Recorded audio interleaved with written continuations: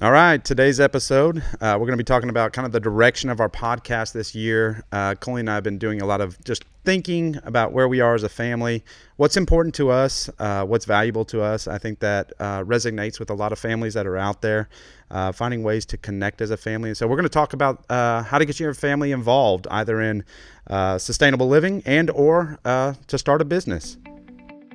Have you found yourself daydreaming about an idea or business? Are you interested in entrepreneurship? Do you have what it takes?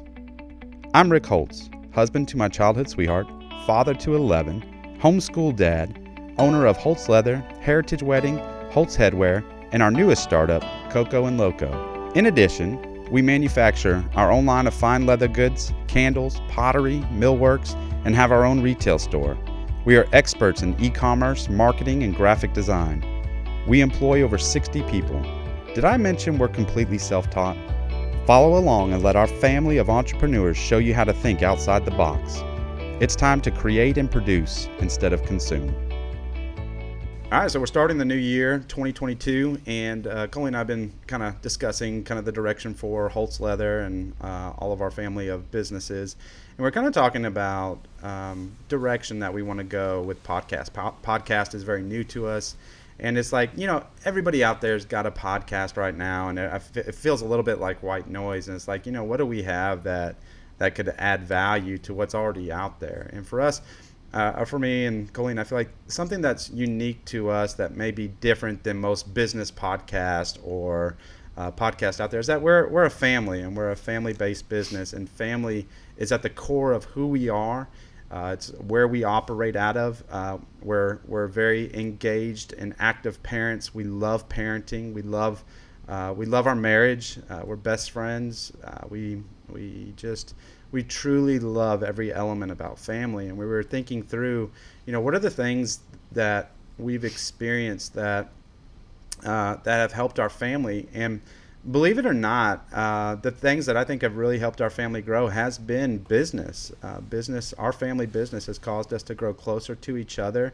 It's caused our children to expand their mental capacities to be more creative, more imaginative. But it's coupled not just with business, but also we have a family hobby farm, and that's been just as instrumental in our storytelling and who we are as a family. And we incorporate all of that into our brand, into our family business, because what you see on our social media or what you see in our emails, and I'll send out emails that I tell stories of kind of things that are happening in our family. Those are real life stories. We're very authentic and very transparent, and we're transparent and authentic because we value family, and we think that families are the linchpin of society. And so I think our goal this year is to encourage other families to take a step out there and to start a family business or start a small hobby farm. You don't have to have 100 acres. I mean, you can do a small hobby farm in a rural country subdivision, or some city neighborhoods even let you have chickens, or grow a victory garden, put a garden in the back. It can pull your family together, or start a business. Maybe you've always had a little bit of an entrepreneur bent, or you just want to teach your children the value of family business. Start a family business. Go through the whole process. So we're going to spend this year, and we're going to be going through and talking through how to start a business, the steps that we took to get where we are. And I believe these are the vehicles that have made our family stronger in many ways.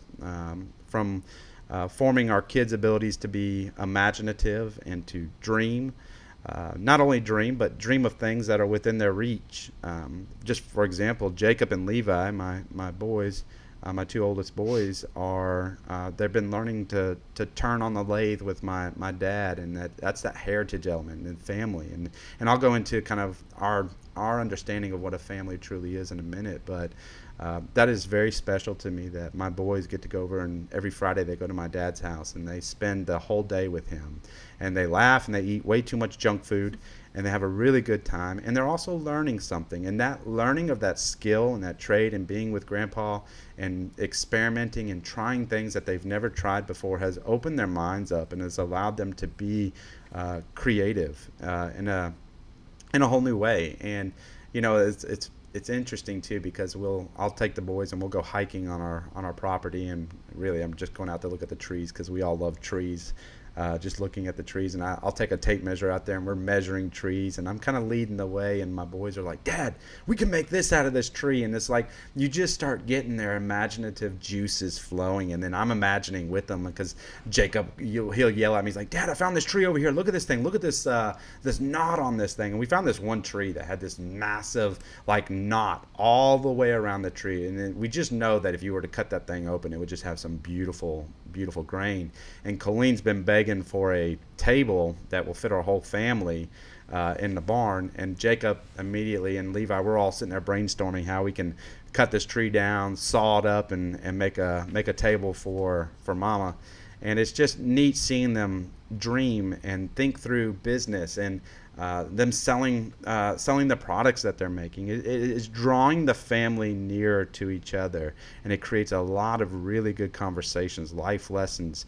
Evelyn has really fallen in love with animals, and she's dreaming one day that she may be an animal trainer. She's already starting, so we're buying her, books on Amazon on how to train an animal, and she's working with their sisters that, how to use clickers and all these things. I don't have any understanding of any of these things, but she's already dreaming about being an animal trainer because she's working with them day in and day out. Faith is spearheading the development of a new brand that we're launching this year called Coco and Loco, and it's going to be all the things that she and our family loves, which are natural, very natural things, so like essential oils and soaps and all of those things that our family really enjoys, and we see the health benefits of. And it spills over to the whole family. Like, so she'll start generating ideas, and then all of a sudden we find ourselves all around the living room where we're all talking up different ideas and different products that we love. I came home one day and Levi come running into the room, and he's like, Dad. I was like, yeah, what's up? He's like, I found what we need to make. And he pulls up the laptop, and there's this whiskey bottle, and I'm like, well, we're not making whiskey, Levi. And he's like, no, Dad, it's shampoo in a whiskey bottle. And I'm like, oh my goodness, that is so cool. He's like, we could design a really cool label. And he just starts going on. He's got a whole business plan around launching a whiskey bottle soap. And it's just neat seeing their creativity come to life through business.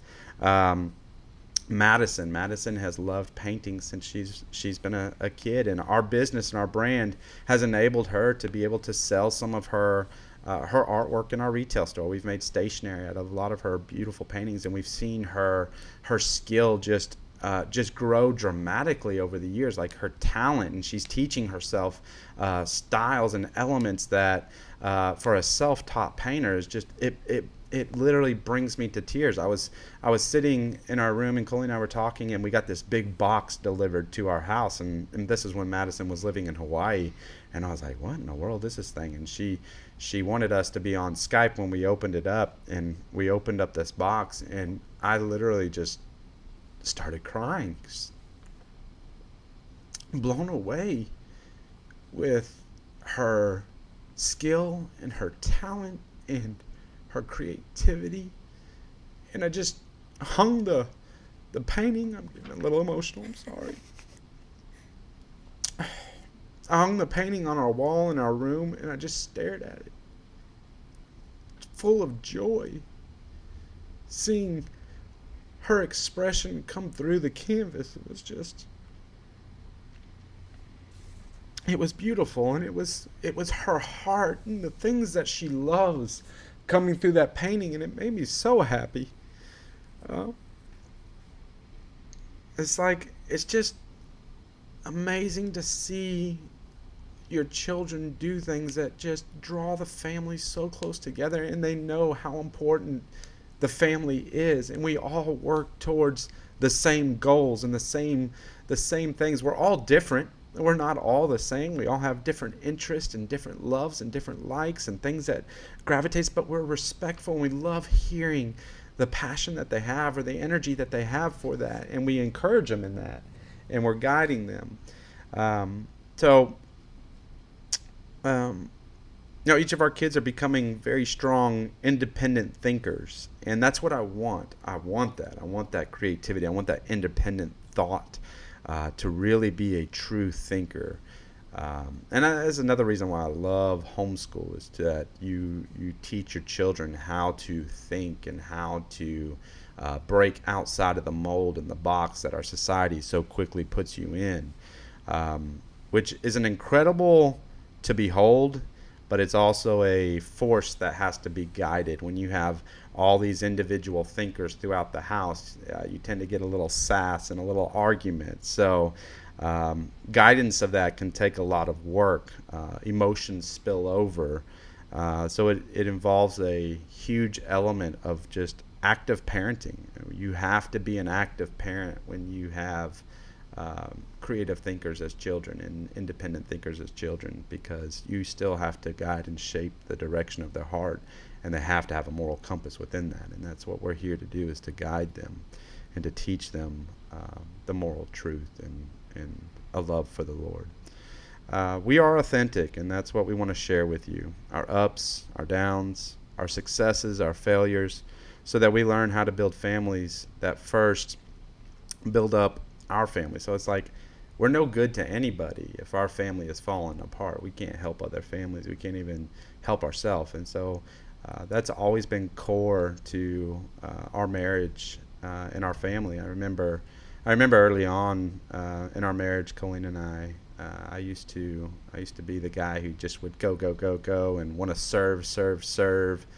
And she brought it to my attention, and it cut to my heart really deep in a loving way. But she said, if you lose the marriage, what good is it if you're serving everybody else? It's like, you've lost the home, you've lost it all.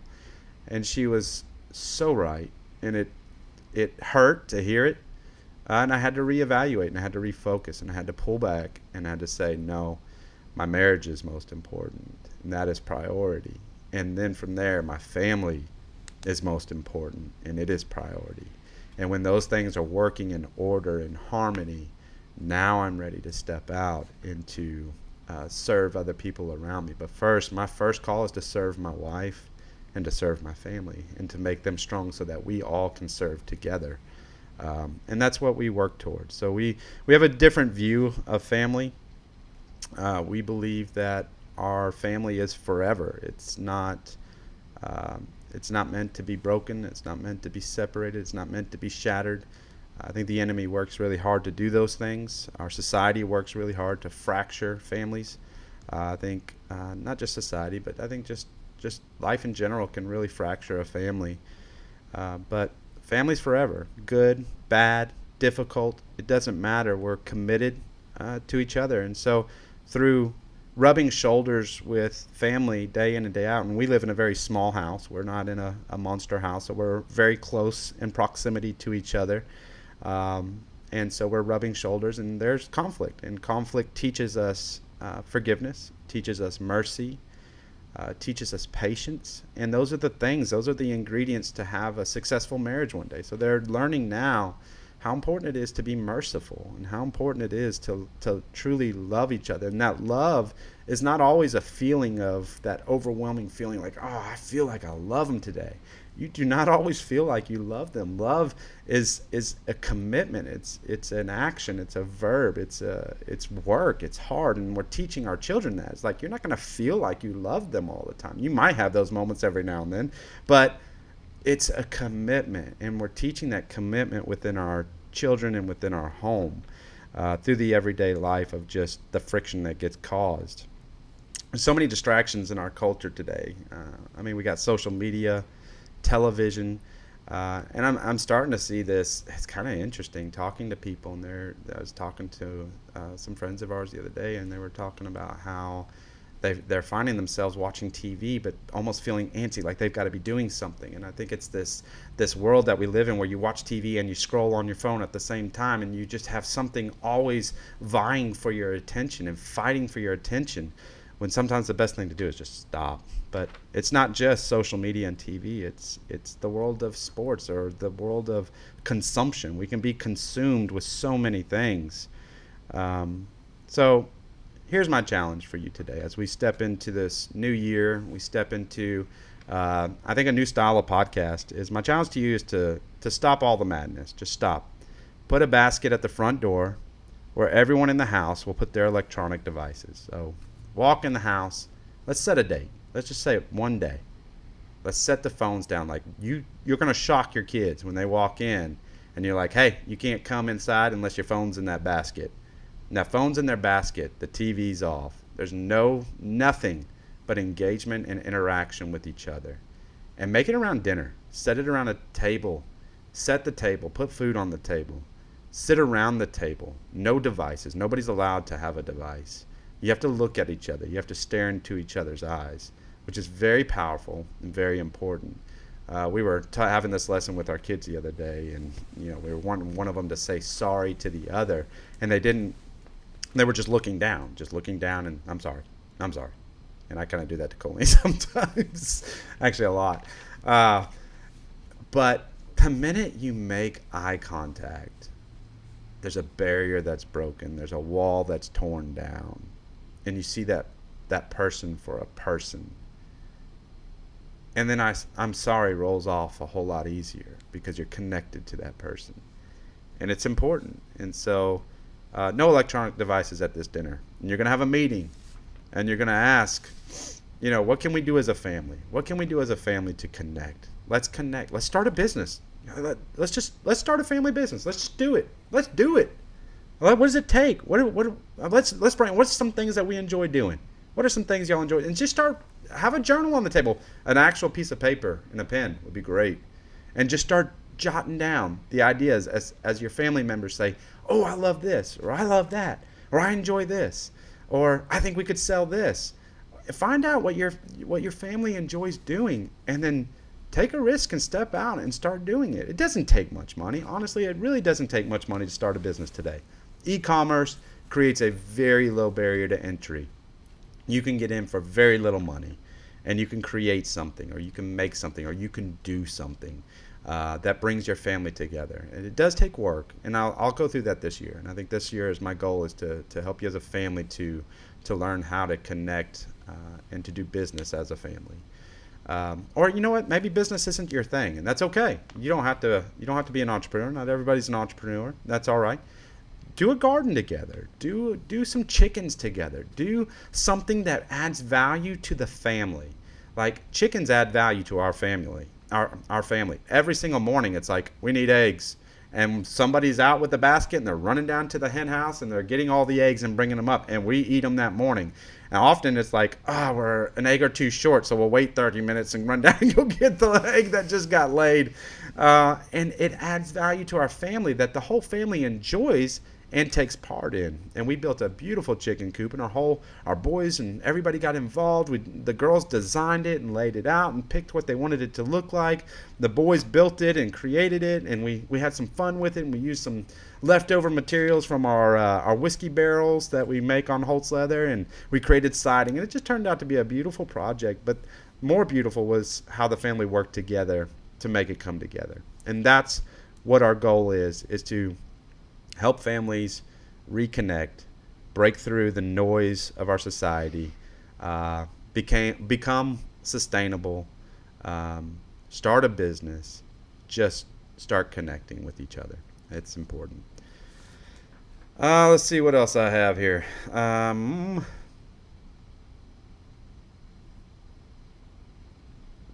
think that's it. That's it. Step out. Do it. You can do it. And I want to say that. You can do it. You can do it. All right. So if you've enjoyed this episode, be sure to like us. Leave comments if you have questions, that type of thing. And we look forward to our next episode. Thanks for listening. If you enjoyed this podcast, make sure you hit the like button, subscribe, and leave a comment below. We'd love to hear what your thoughts are. Visit us at holtzleather.com if you need a gift for that special someone.